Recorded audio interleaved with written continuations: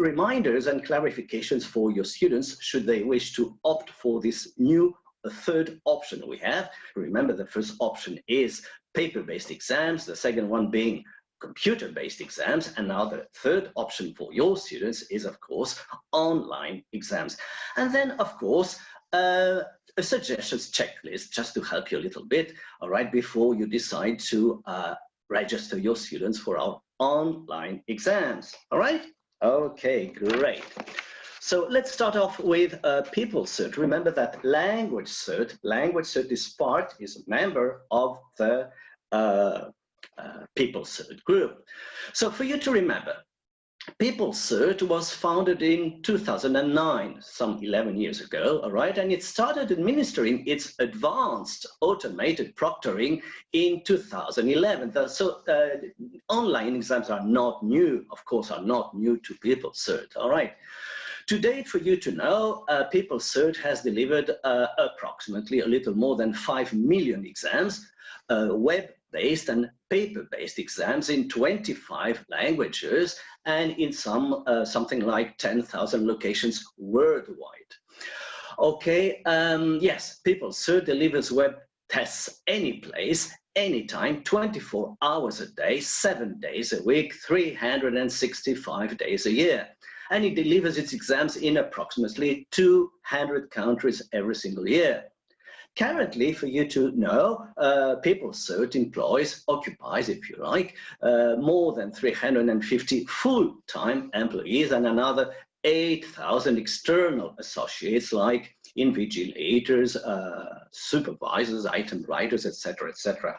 Right? Okay. Yes. And this is a map showing where PeopleCert has delivered exams so far. So I would say almost everywhere.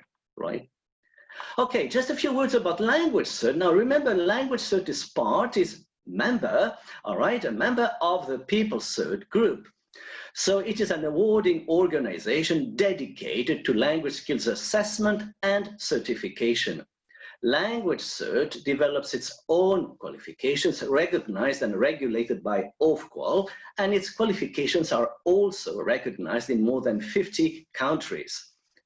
LanguageCert partners with renowned organizations worldwide, such as the University of Salamanca and the University of Ankara. And of course, PeopleCert, LanguageCert uses PeopleCert's state-of-the-art innovative technology for extra flexible exam administration. Okay, right, so I have one more slide, yes, all right, which relates to the languages, all right. LanguageCert certifies to date language skills in English, of course, but also Spanish and Turkish. And to get into more detail, yes, there are 3 suites, all right? We offer 3 suites of English exams, international ESOL, all levels stretching from A1 through C2. The LanguageCert test of English, which is brand new, a brand new suite for all levels, which assesses candidates' language proficiency for general purposes and specific purposes for all levels, of course, and it's geared, all these exams are geared towards adult candidates. And of course, there's the Young Learner Suite with its 2 exams, OWL and FOX, all right? Yes, okay, in terms of recognitions, we've already shared that. You can see certain countries where our exams are recognized, of course, and of course our exams are regulated, recognized by Ofqual, of course, but also by Qualifications Wales. And this is where we are currently administering our exams. So something like 50, actually it's a little more, it's 55 countries, all right? So yes, indeed, we are very, very busy throughout the year. Is there something else to share with you? Well, not really. All right, so time has come for 3 main questions for today. What are online exams with live invigilation all about? And what are the benefits, of course, for your students, for our candidates, and for your test center? All right, so let's get into detail. Well, for you to know, these exams allow your students to sit secure exams anytime, anywhere.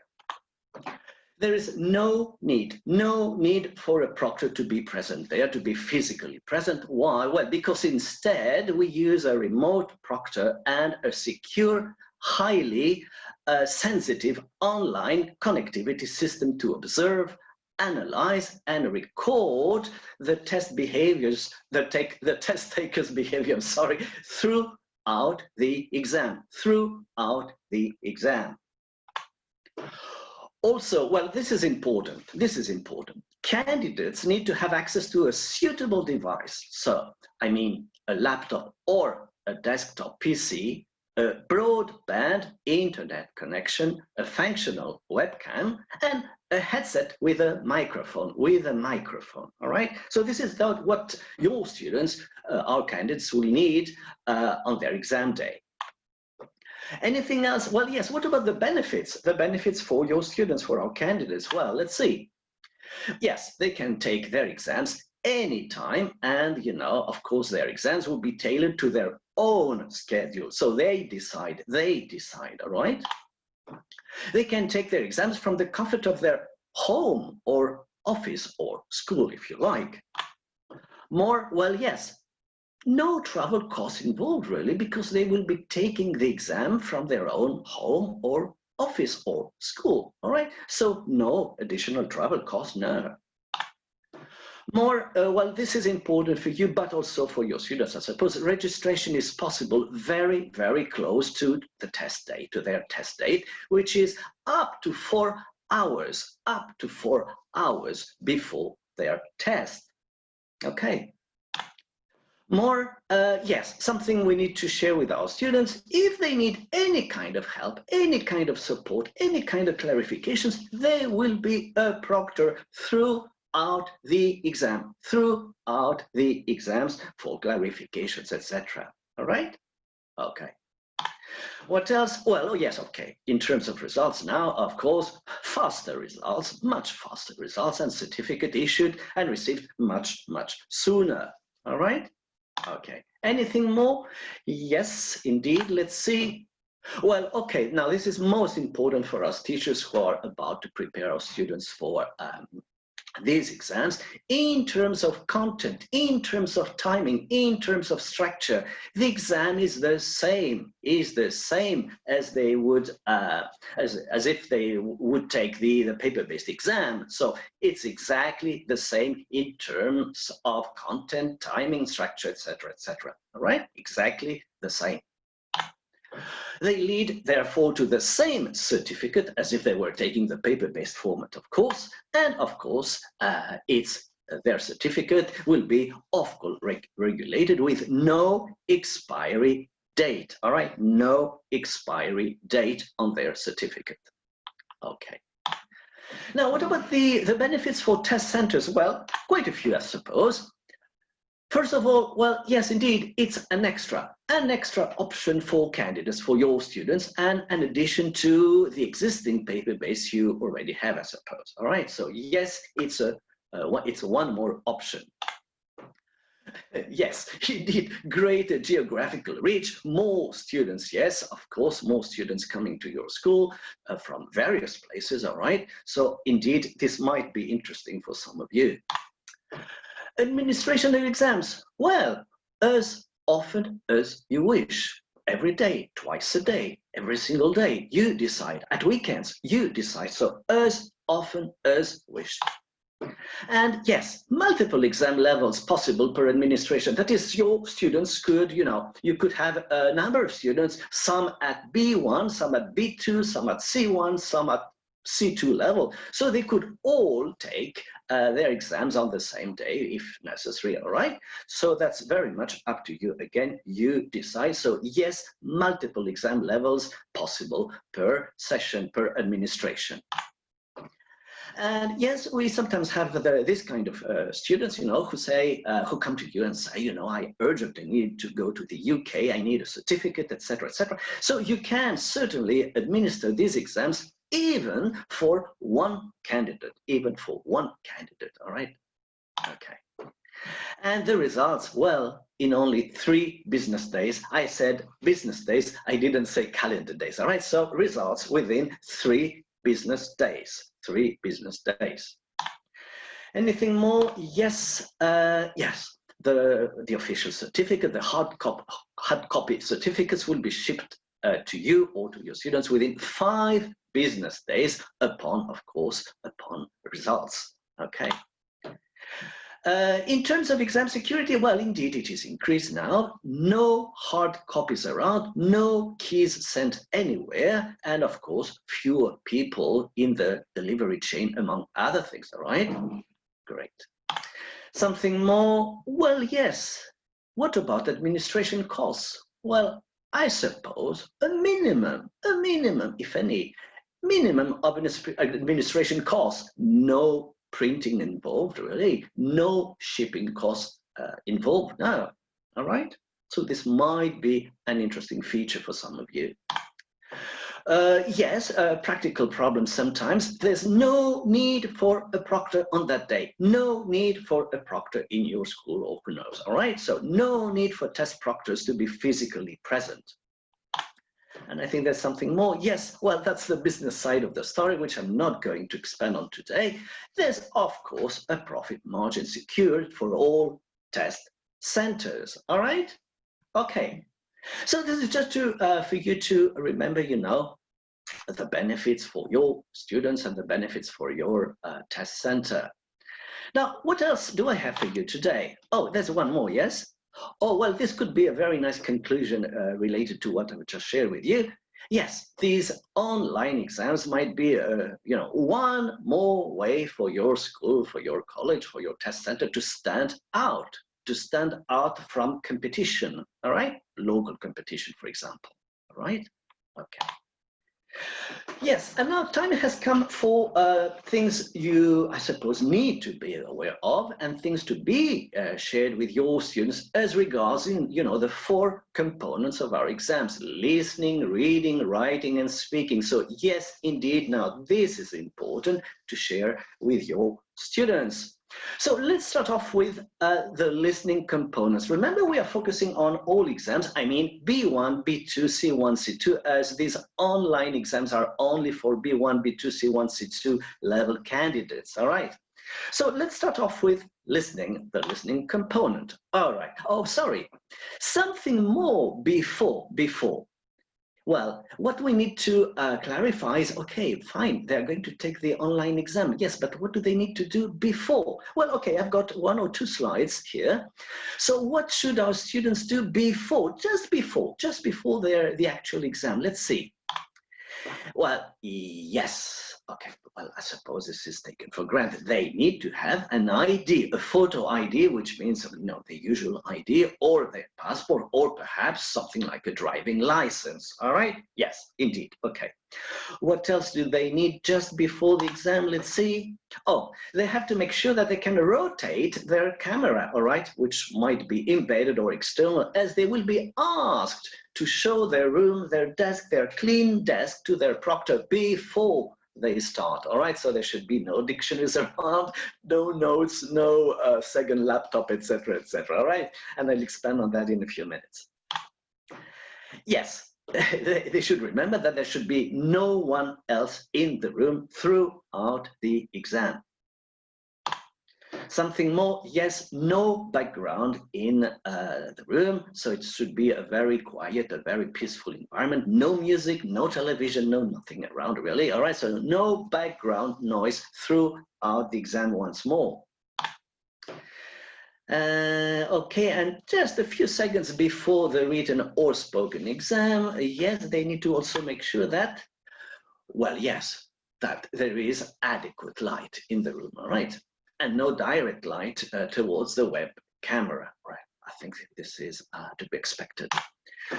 Now, this is interesting. Yes, they should have their mobile phone next to them, but it should be set to silent and not deactivated. And why is that? Well, because just in case, you know, of a technical issue, all right, the proctor might have to contact them, all right? So this is very rare, but it can happen. For example, in the case of a very, very bad storm in the area, all right? So sometimes, yes, very, very rarely though, you know, the proctor might have to contact them, all right? So their mobile phone should be next to them, but it should be set to silent and not deactivated, all right? Okay. Yes, please, no other electronic devices nearby. So anything like a second laptop, an amplifier, or who knows, even smartwatches should be switched off and, of course, placed beyond their reach. Okay. Yes, no other kinds of papers of aids, that is, okay, papers or notes, books, dictionaries, or whatever nearby. All right. And one more thing, yes. Now, this is important. Now, be careful. They need to remember that breaks are not allowed. Breaks are not allowed during their exam session. So, no, they cannot leave the room, all right? So this is something you do need to share with your students, all right? No breaks are allowed during these 1 hour, 20 minutes, 1 hour, 40 minutes, etc., all right? Okay. Now, and the last technical detail really, but you don't need to worry about that because you will find all these, you know, technical details in this little handbook we have prepared for you. So just before the exam, they need to download an application they will receive. Actually, there are 4 steps: installing the application, logging in, self-onboarding, and then, you know, initial chat with their proctor. Hello, how are you today? Your name is, can I see your ID, etc., etc. And of course, initial instructions, all right? And actually, what you can see at the bottom of the slide is the handbook we have prepared for you, with all sorts of guidelines you might need to be aware of, and you will obviously need to discuss that with your students too, just to better prepare them for their exam, all right? Okay. All right, so yes, time has come now, you know, for the actual exam and the listening component. So how different are, you know, the listening tasks? Well, are they different? Well, you tell me really, all right. So just before their listening exam, what do they need to do? Yes, they need to use a headset with a microphone. So be careful. We need not headphones, you know, the ones they use sometimes, you know, when they listen to their favorite music. No, they need this kind of headset with a microphone, all right? Microphone. Okay. Then what else do they need? Oh, yes, we can reassure them and tell them, you know, you can adjust the volume if you like on your screen. There will be something, all right? There will be a control button, really. So should it be necessary? Yes, indeed, you can, you know, adjust the volume. Okay. Anything more they need to remember? Let's see. Well, yes, but again, I think it's common sense. Instructions for each part of the listening exam always appear at the top. Yes, at the top of the screen, obviously. And however, they should remember that they might have to scroll the bar down to read the rest of the instructions, if necessary. So it's not always the case, no. But sometimes when you have lengthy instructions, you know, you need to scroll the bar down to read the rest, all right? But is it something very, very unusual, very different from what they've been doing all these years, you know, while, you know, surfing the web? No, I don't think so, really, all right? Okay. Something more about the listening component? Yes, all right, that's useful, I think, when they have, you know, answered a question, that when they have chosen an answer, let's say to a multiple choice question, the selected answer, the selected option becomes orange. So it's not black anymore. No, it's orange. You've dealt with that, you know, what is to be done is what is in black, all right? So it's a very nice reminder of what they've done so far, etc., etc. Okay. Oh, this is nice again, if I may. If they're not sure of their answers, candidates can change their answers any number of times, all right? So perhaps initially they chose A and then say, oh, no, I think it's B. All right, let's go to B. Oh, no, it's not B. No, I think it's C. So they can go, they can change their answers any number of times. So they simply need to click on, you know, the best answer, the new answer. Okay. If they want to leave any question unanswered for some reason, they don't know the answer, right? They click on it and they carry on, all right? Okay. And yes, all right, after the listening exam, a navigation bar will appear on the screen and indicate how much or what remains to be done. So it turns to orange every time a part has been completed. And that's a very nice, way to remember what you've done and what is left, all right? So whatever is in orange has been dealt with, all right? Okay. Okay, so let's switch to the reading component. Let's see how different it is from, a traditional paper-based exam. Is it different? Well, I don't know. You will tell me. Instructions for each part, yes, appear at the top of the screen. Yes, all right, just like for the listening component. And candidates may have to scroll the bar down to read the rest of the instructions. Sometimes, not always. There are two little buttons, all right, yes, on the screen, previous and next, which allow the candidate to move between parts. All right, so if you press on previous, you go back. If you go to next, you go to the next, let's say, page. All right, okay. There's a navigation bar which you can use to move from part 1 to part 2, from part 2 to part 3, etc., right, okay. And oh, this is a nice feature thing, a flag. There is the icon of a flag on their screen. So they can click on the little flag which is there provided if they want to look at a part of the exam later, all right? And in this case, the flag turns black. So what happens is that if for some reason a student does not know how to answer a question, well, fine, all right, he or she can put a little flag there, all right, go on, continue and do the rest, and go back to where the flag is, which indicates that, oh, yes, I haven't answered this item, this question, all right? So yes, there is this little flag, which is a reminder, actually, of an item you haven't answered. Okay. And if candidates want to leave any question unanswered, they click on it again. So sometimes, yes, they don't know how to answer a question. That's fine. All right. Okay. They can go on. All right. And one more. If failing by mistake, of course, to indicate an answer by mistake, yes, a reminder will pop up. So that's a very nice reminder again. If for some reason, a candidate has forgotten to answer a question, who knows, sometimes happens, there will be a reminder at the end of the test. Well, be careful, you haven't answered everything. All right, so that's a very useful, I think, reminder. All right. So, so far we've dealt with the listening component for all levels, B1, B2, C1, C2. We've dealt with the reading component for the same levels again. And what about now the writing component? Well, let's see. Instructions will appear at the top of the screen, and students might have to scroll the bar down to read the rest of the instructions. Fine, all right. I think this is it.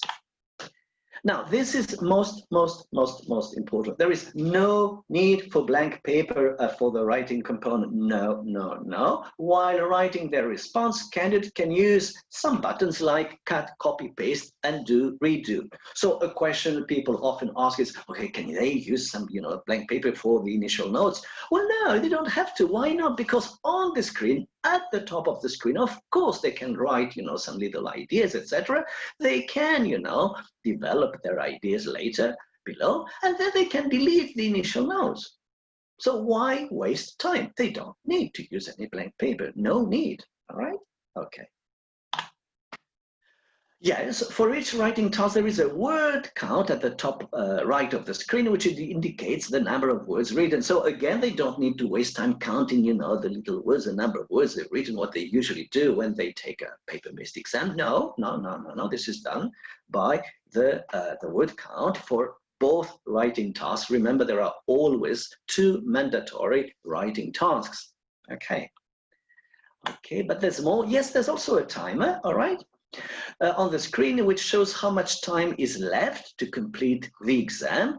Candidates may, if they like, hide or unhide the timer whenever they want by clicking on it, all right? And there will be 2 alerts, really, 15 minutes before the end of the exam and 5 minutes before the end of the exam.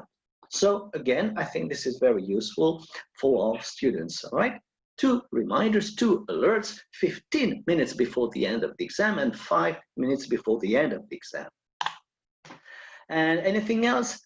Throughout the written exam, candidates may go back and forth, yes, indeed, from the reading to the writing task and the other way around. All right, so they can go back if they want to check or have a look at something, etc., etc. Okay. And what about the speaking component? All right, okay, well, let's see. How different are they? All right, these speaking exams, well, not very different, really. Let's see, for all parts of the speaking exam, remember there are 4 parts, 1, 2, 3, 4. Candidates are required, of course, to use their laptop or desktop PC, but of course a headset with a microphone in order to communicate with their interlocutor. So they also have they also need to have, sorry, a webcam, embedded or not, all right? Okay, so that's number 1. What else? Although it is the interlocutor who is responsible for conducting the whole speaking exam, candidates need to listen to the instructions very carefully indeed, and feel free, yes, and feel free to ask him or her to repeat any question or ask for clarifications if needed. And please do share that with your students. Students will not be penalized for asking the interlocutor to repeat a question or to clarify a certain task. Let's say during part 3 and 4, where they need to produce more language. All right. So do reassure your students that they will not be penalized for asking questions or asking for clarifications. Okay. Something more for part 3, candidates are presented with visual prompts, yes, on their screen, which they need to exploit for some reason, for the purpose of their task. Perhaps they will be asked to reach some kind of agreement or make some kind of plan or arrangements. And yes, they do need to pay attention to the visual prompt that will appear not on a piece of paper in this case, but on their screen. All right? Okay. And more, is there more? Let's see. For part 4, which is the long term you may be aware of, during which note-making is allowed, candidates can use blank paper. Now, this is important again. All right. For the 4th part of the speaking exam, candidates are allowed to use blank paper. They are allowed to use blank paper. So, for the written exam, for the writing exam, they are not allowed to have blank paper repeat, all right? But for the speaking exam, for part 4, where they need to prepare some notes, they are given, if you remember, 30 seconds to prepare some notes, they do need blank paper. So it is the only part of the exam where they are allowed to use blank paper, all right? Only for the speaking exam, only for part 4. Okay, great. Something more, as the speaking exam is being recorded, candidates need to speak audibly, of course, and clearly, all right, throughout, or else the assessor will not be able to evaluate their performance. So that's common sense, I suppose. And, well, all right, 2 more little details, but very obvious. As you can see on the right, this is the last page of the written exam. There's a little red box at the end of the written exam.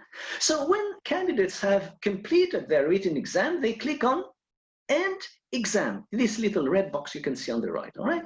And then they need to confirm that they do want to end the exam and close the application they have received. Actually, it's Exam Shield, right? So they need to close it, and that's it. And that's it. So it's not more demanding than this. And as regards the speaking exam, or the spoken exam, if you prefer, then it's even shorter. When candidates have completed the spoken test, they simply close the application, and that's it. All right, so it's not more complicated than this. No. All right. Now, we've prepared for you a checklist which might help you in case you would like your students to register for this option, this new option, the online exams. So there are 6 main points that might help you decide whether your students can or should not perhaps take this format of exams. So let's look at these 6 points here. Let me summarize these 6 points. The candidate feels confident and comfortable to use to take the online exam with live invigilation. Well, I suppose so. So I suppose the student, your student, has the required computer skills, keyboarding skills, right? So if he or she has the required computer skills, no problem. Second point, yes, the students must have the devices needed for the exam, which will ensure optimal performance. So of course they need a laptop or a desktop PC. Of course they need a headset with a microphone. Of course they need a webcam, etc., etc. And these are the little details you will find in this handbook we have produced for you. All right, with all sorts of little technical and non-technical details, we need to make sure that our students are aware of before they register. And yes, third point, the candidate has found a quiet room. Oh, yes, indeed, without distractions, without any noise, without any music or television or telephones ringing, etc. So they absolutely need to find a quiet room for their exam. The fourth one relates to this handbook we talked about. The candidate has received by email a copy of this handbook I showed you, and which I'm going to show you once more in a few seconds, all right? So that he or she can be aware and reminded of these little technical details.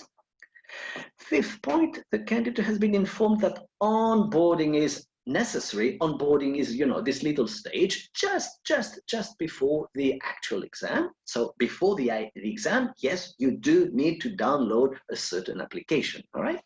And lastly, oh, this is important to finish with. The candidate has been informed that there will be not only a proctor really, but there will be a quick tutorial before the exam, a quick tutorial by the proctor on the various buttons to be used during the exam, previous, next, etc., right? And that the proctor, now this is most important to reassure your students, there will be a proctor at his or her disposal throughout the session, for questions, clarifications, etc. So these are 6 little points which I would make sure our students are aware of, all right, before you decide or they decide to register for their exam. And that's it, I think. So this is your Bible for today. If you go to our LanguageCert, LanguageCert.org, you will find our partners area, and there you will find this most useful handbook with more details on what we've just discussed today. I wish we had 1 more hour for questions and answers today. We do not, but you can send us your questions. Well, of course, good luck to your students, but you can send us your questions.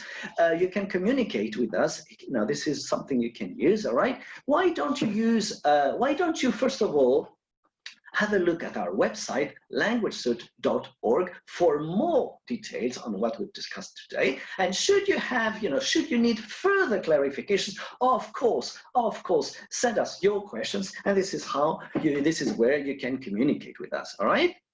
So I'd like to thank you for your participation, for being there on a Sunday, all right? Feel free to contact us should you need further clarifications. And indeed, it's been lovely to be with you today. I wish we had more time. And let's keep in touch in any way, all right? So a big thank you for your being there. Thank you. Take care. Bye-bye.